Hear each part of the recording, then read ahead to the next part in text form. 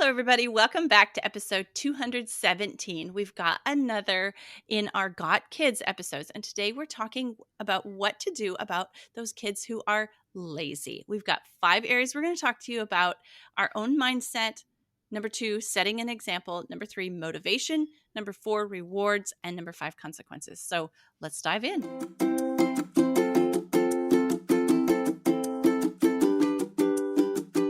Hello, and welcome to Outnumbered the Podcast. I'm Audrey. And I'm Bonnie. We are experienced moms to a combined total of 19 children. In our weekly episodes, we explore relatable topics using our perspectives of humor and chaos. Tune in for advice and encouragement to gain more joy in your parenting journey.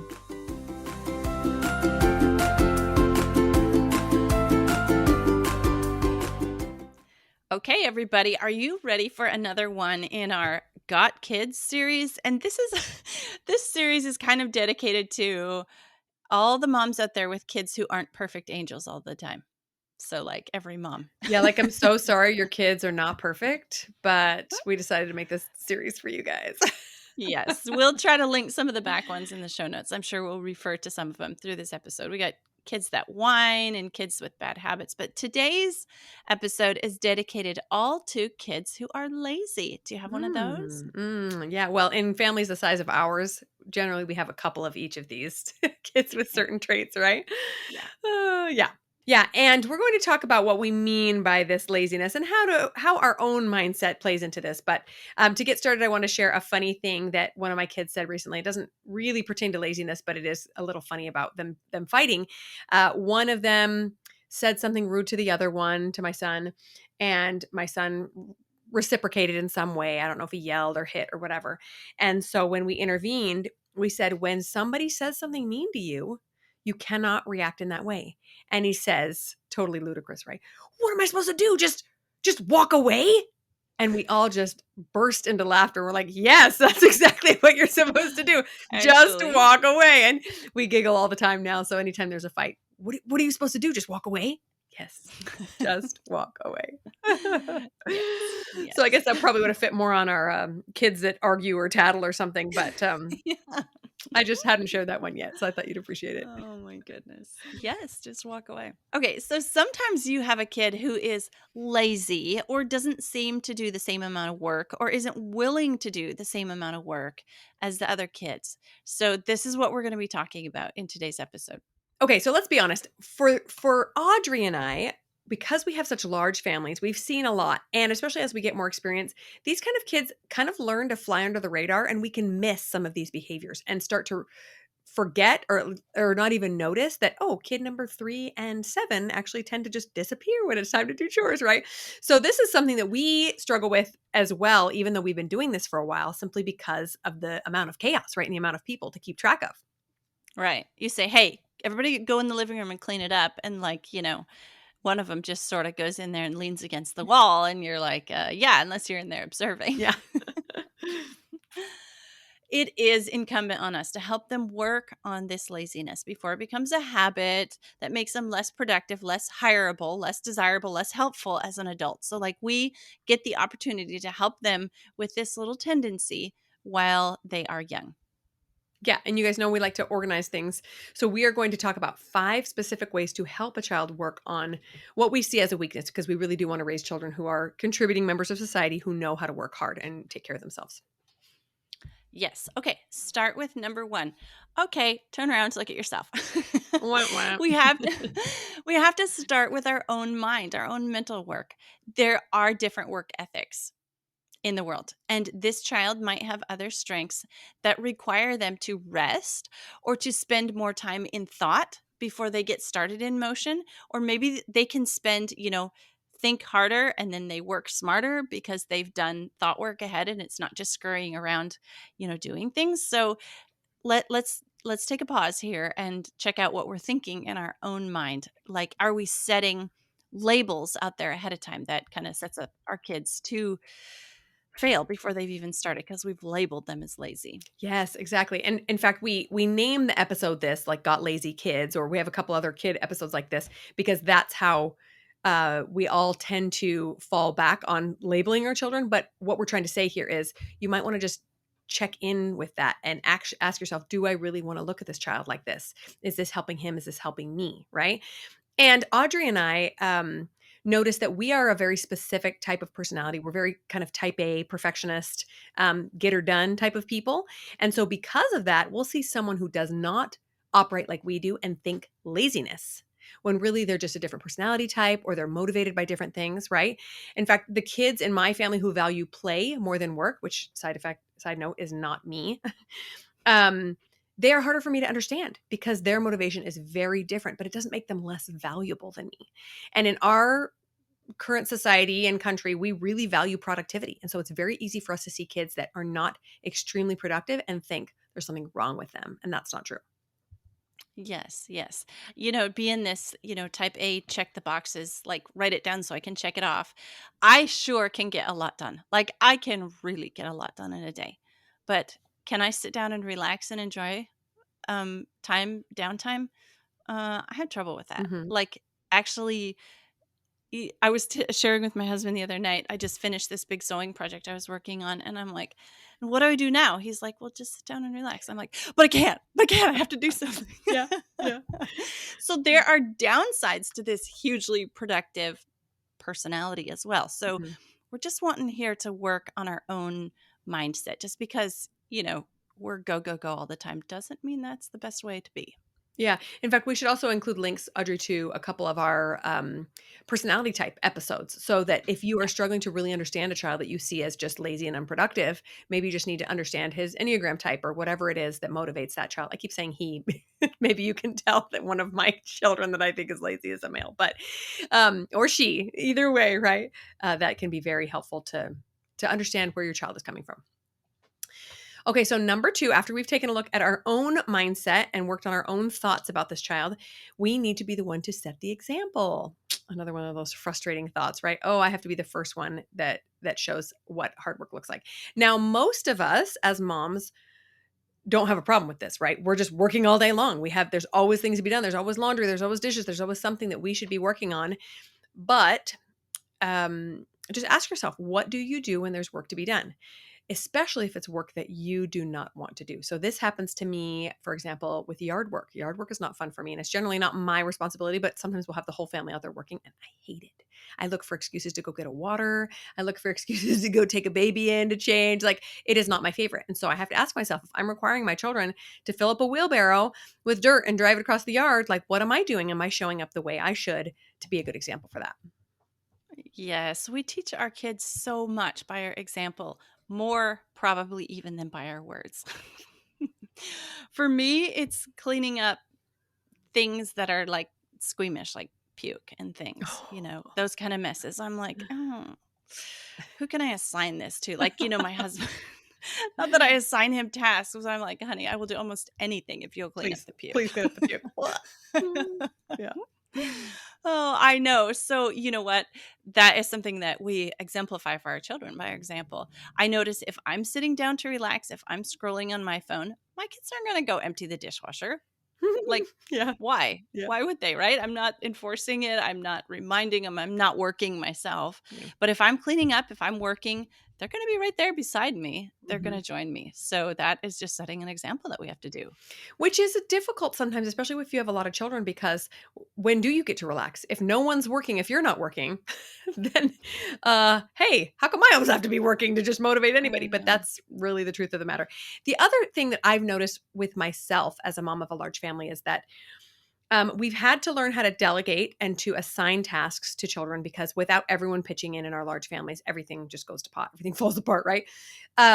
But what I've noticed is sometimes I start delegating simply because I don't want to do it, not because I'm trying to teach them something. So I've noticed my own laziness creeping in because I have so many helpers that I'd rather go do something else instead of doing this one task that was probably technically mine or should have been mine, but I asked somebody else. So just pay attention to how your brain is operating and where it's finding ways to get out of work, right? If you are trying to set a good example for your kids. And that's just kind of the hazard of being a mom to little children for a long time, is we kind of risk burnout. After 20 years of having babies, you're like, oh, doesn't anybody else want to change that diaper? But yeah, that example yells loud and clear, right? All right, guys, we're through the hard stuff, 1 and 2. Now we get to go on to number 3, and we get to start working on the kids instead of working on ourselves. The easy part. No, but yeah. Okay, so number 3 is motivation. This is what comes from behind, like the gentle push to get them started, to keep them going. Motivation. So this is where before they've done the work, before they've done the job, we just talk about work because that's like there's so many chores to be done. But we talk about the benefits of doing whatever job or whatever work they're supposed to be doing. Not only the benefits of doing that job, but the benefits of doing a job, like accomplishing things. Yeah. Yeah, totally.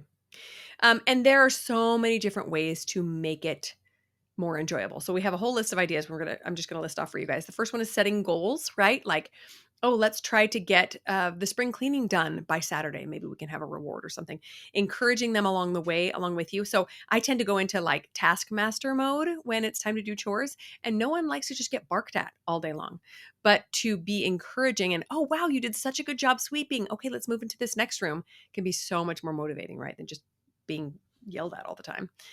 You can change the atmosphere to make it fun. I have a couple of kids that if you turn on music, there's not much they won't do because it's a party all of a sudden, right? Whereas me, I'm like, turn it all off. We need to focus.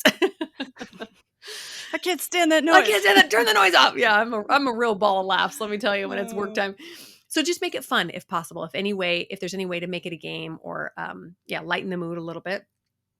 And then if you tend to be a control freak, again, like we sometimes are, try to back off and just let them have a chance to work in their own way, their own type of work, their own time if necessary. So I have a couple of kids that are actually really great workers, but they don't do things on my timeline, and they don't do things the way I would have done. And sometimes in my mind, I think it's harder the way they're doing it, but that's how it works for them. And I need to just back off, right? If it gets done, it's going to get done. It doesn't have to be exactly the way and the time that I specify, right? And then just remember, not everyone is motivated the same way you are. And sometimes if they want a dance party while they're cleaning, I have to just go somewhere else and do something else because all I see is kids screwing around and dancing. I don't see them working, but they get it done. It just maybe takes a little bit longer and it's way more fun. So I don't know why I just don't let them. But yeah, you probably already know what motivates each child. See if you can insert some of that into chore time. So we're going to link an article in the show notes that talks about the difference between intrinsic and extrinsic motivation. But here, okay, so intrinsic motivation, just real quickly, is doing an activity for its inherent enjoyment. Like for us moms, that kind of is like something that we enjoy doing, like exercise. Let's say we enjoy that because it's got, maybe we really like yoga. For our kids, that would be like dancing as they're doing the chores, right? Mm-hmm.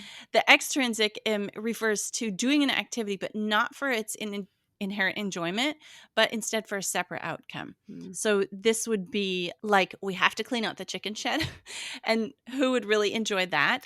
But the separate outcome that we're going to enjoy is the clean eggs, right? Mm-hmm. And the nice smelling place and seeing how happy our chickens are and that kind of thing. So then this article that I links, it talks about when to use which of those motivations and how they work and which one is more sustainable and longer lasting. But basically, just a quick summary for you guys is you really have to use both. Like some jobs, there is not really much in extrinsic motivation is all there is in the job. Like who would enjoy cleaning the chicken shed? There might be somebody out there. I don't know. Mm-hmm. But try to use both where possible. Yeah. Yeah. And if you think about any job that your child will have, there will need to be a balance of both, hopefully, right? Unless it's like total horrible slave labor and they're just doing it for the paycheck, right? There will need to be some satisfaction that they gain from the job.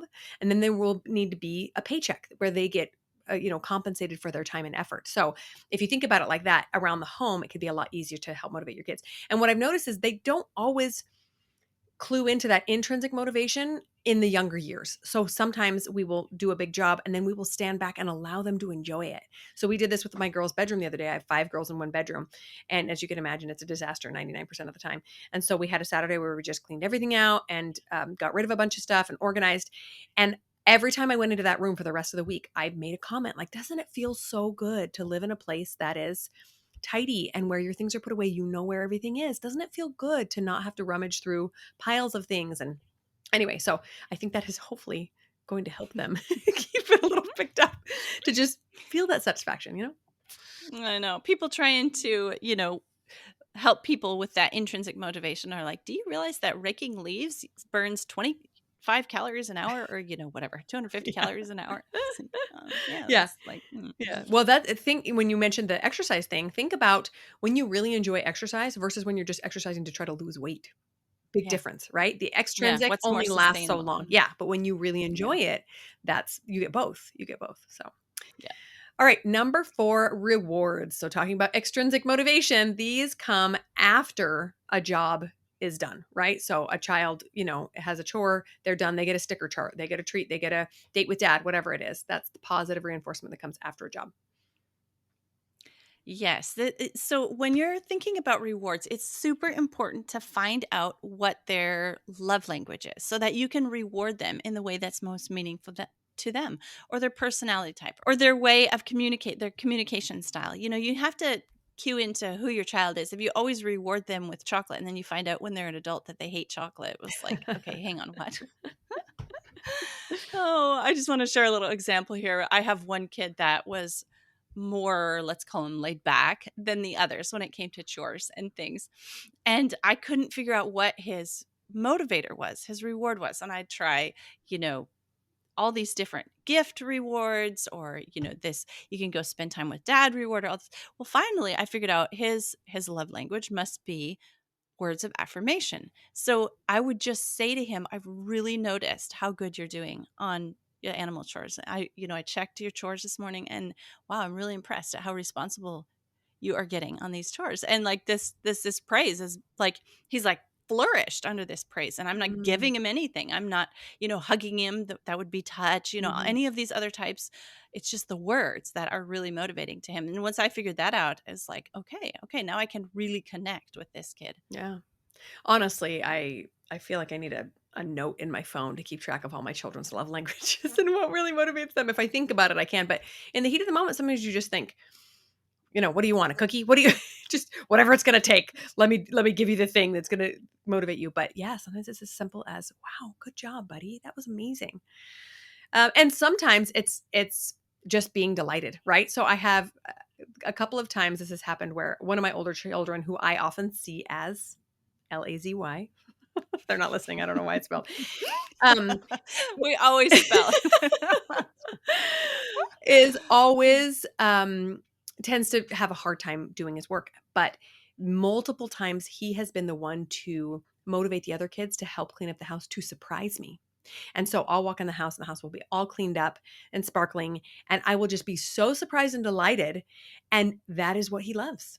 He doesn't want to do it for the sticker. He doesn't want to do it for whatever other reason, but he wants to surprise me and he wants to see my face light up. And I'm like, oh, brother, I will be surprised any day of the week. If you want to do this, just don't tell me ahead of time. You can do it any day, of course. Of course, then it's not as exciting to them, but it can also be something simple, like I mentioned, a sticker chart. We actually recently started a reward system for the piano, practicing the piano. I will say right now, neither of us is a big proponent of these complicated reward systems because our brains just can't handle them. But we did have to have something because my kids were just not motivated to do piano and I was tired of fighting them. So every half an hour practice, they put a rock in a jar. And when the jar is filled up, we take them to eat somewhere. And sometimes they just go get a hamburger somewhere and it's wherever they want to pick. And it ends up being like every 2.5 weeks or so of practicing every single day. So it's not too much of a hardship, but that has worked really well for us. But again, before you make a system, maybe touch base with the kid and say, what is it that you want? Like, how can I help make this a fun thing for you? What should we try? See what motivates them first. You're totally right about it has to be sustainable for mom. You set up this big complicated system and then you're like, I'm not now doing how that. does No. that work again? Yeah, you don't have the time. Yeah, I can see my kids are so good at figuring out ways to work around the system. They'd be like, bring in a jar size rock and they'd be like, we got the jar full. We have, well, I do have specific rocks that they're allowed to use. And we have noticed there was one child who likes to pilfer some rocks from other people's jars. So we're trying to decide how to solve that problem. Oh boy. Oh my goodness, rock jar. That's great. I know. Yep. Okay. And the last thing we want to talk about is, of course, consequences. This is recommended if all 4 of those previous things that you have tried, all those methods aren't working for you. Then you may have to bring in some consequences. Mm-hmm. Yes. And remember, consequences do not have to be punishments. So often in our family, when we say consequences, that's what my kids hear. They hear punishment. But a Mm. consequence is simply the occurrence that happens after they do not do their job. So sometimes it can be something as simple as watching the other children get their reward without them enjoying it, right? Because they didn't do what they were supposed to do. But I love, whenever possible, I love allowing my children to experience the natural consequences of their actions. So, for example, my children, many of them, really struggle with putting their shoes away when they walk in the house. We take our shoes off when they walk in, and oftentimes they just fling them all over the house. So a natural consequence would be when it's time to leave, they can't find their shoes. Now, very often this is more frustrating to me than it is to them. So sometimes I will collect the shoes and put them in a place where they have to come to me and either pay for them or do a job or something to get them back, because that is the natural consequence of not caring for your things. You cannot find them when it's time to use them. So basically I'm saying avoid protecting your children from those natural consequences if you can, if your sanity can stand it, because that is how they learn. That's how adults learn, right? That's how children learn as well. Yes, that is so true. And sometimes the work, if you've been doing a good job on number 3, motivating your kids, right, Mhm. and teaching them, like using some of that intrinsic and extrinsic motivation, sometimes the work not getting done and the lack of internal satisfaction is a consequence in itself. Mm. Like you can talk to them about, okay, so you talking to your girls about the, the bedroom, in a month after and it's dirty again, you're like, wow, do you remember how good it Mhm. felt when our room was clean? And do you feel that same way when you walk into this room again? Like that is a consequence in itself. I think I, in one of our previous episodes, referred to my kids' bedrooms as their petri dish. Literally. Yeah. So then there was like, we're going to get company. And I was like, well, we can't have company stay in your bedroom because your bedroom is disgusting, and like that's a consequence that like I would never put anybody in this room. I don't have time to clean it up. Mhm. Yeah, it's interesting that you say that, because one of my children that generally doesn't seem to care much about the state of that room, after we cleaned it out, maybe about a month later, it started to get a little messy again. And I found her up there for probably 2 hours going through things and reorganizing and making sure that it went back to that neutral state of cleanliness and tidiness. I know she could tell. She could feel the difference when the mess started to encroach. So sometimes we just have to make them aware of that. Like, hey, step back, look for a second. And so I tend to do that quite often when it comes to the home in general, especially the living area that we all enjoy. Like, hey, look at the shoes. Whose shoes are out? Yours, yours, yours. Do you feel how it just kind of, that mess makes your stress level raise a little bit? Do you see how it's a little bit harder to relax when those things are strewn about? You don't know where to find them when it's time to leave. Just kind of communicate these things that are very obvious to you, but might not be to a 7-year-old. That, hey, when we run out the door, you're really frustrated. I always talk about shoes. That's the deal. And maybe it's, hats or gloves if you live in a cold place, but do you know how frustrating that is? How do you think we can solve that problem? Oh, yeah, maybe putting our shoes away. Anyway, just communicating that with them so they make the connection. Yes. We have a whole episode about kids and chores. And so if you want to know what is reasonable to expect from kids Mm. at what ages, go listen to that episode. It's really helpful. Because, you could be expecting too much out of your 3-year-old. Maybe they just don't understand. Like I often start on this, idea of working and laziness by a kid will come in and they'll like shed behind them their coat, their shoes, their socks, other layers. And I'll say, stop, turn around, look behind you. Like just the awareness Mhm. thing. Okay. So like, oh, Mhm. like, look, there's a coat and shoes and socks. And like, I felt, if I was a dog, I could track you by your smell because whatever, because like just bring some of this awareness. Do you guys Mhm. realize how much? And then another thing is with these consequences, just like with the rewards and the reward system, make it something that you're willing to reinforce. Mm. Like don't give out a consequence that you're never going to back up. You guys are going to stay in their rooms for the rest of your life. Okay, not happening. Yeah, we've all been there and done that. I If you don't know, clean I up this room, know, we are never going to grandma's again. I know. Mm. Yeah. Yeah. Or even we're not going to grandma's next week. Like, will you be able to enforce Right. that? Right. When it comes to it. I have a handful of memories as a child of my parents standing firm with a consequence that me as an adult thinks that had to have been a real pain for them to stand firm on. And how powerful it was to me that I remember that as a child because they thought it through before saying it out loud and were able to stand through. And that is very tricky. I remember even seeing a reality show once about a large family, and they did the same thing. They said, if you do not, it was a modesty thing or something, if you do not change your outfit, we're not going to go to this activity. And the girl wouldn't do it. And so the mom stayed behind, which is hard. That's a hardship to have to follow through with some of these consequences sometimes. But in the end, all we're doing is trying to teach children to be responsible, right, for their own actions and to be aware of their circumstances. So one thing I've noticed as a final thought here I wanted to share is that I'm not perfect either. I leave my shoes out quite often. In fact, I'm just going to turn around and go pick up another kid in 5 minutes. Why am I going to put them away in the basket when I'm just going to slip them right back on? But our kids watch that and they do the same thing. But what I've noticed is that the buck stops with me, right? I'm the one that will end up picking everything up. And so I often don't acknowledge that my mess is just like theirs, only I get irritated at theirs because I'm the one picking it up. Does that make sense? So again, back to the example thing, and also just back to being aware that if they don't see the consequence, if they're not in the end required to clean that up, you're just making yourself crazy. You're just walking around the house going, oh, these lazy slobs and blah, blah, blah, blah, blah, and getting upset. And meanwhile, they're just happy-go-lucky in the next room after checking all their stuff on the floor, right? So requiring them to be responsible for themselves is so powerful. Even at age 2 or 3, like, oh, no, that's not where our shoes go. Pick them up, bring them to mom. See, we put them in this basket. And then as your kids get older, like I'll be the first to admit my kids are not perfect. I kind of wish they were a lot harder workers than they are, but they are so much better than they could have been if I had not required chores from an early age and required them to commit to contributing to the household because I want them to grow up to be husbands and wives and roommates and friends that know how to care for themselves.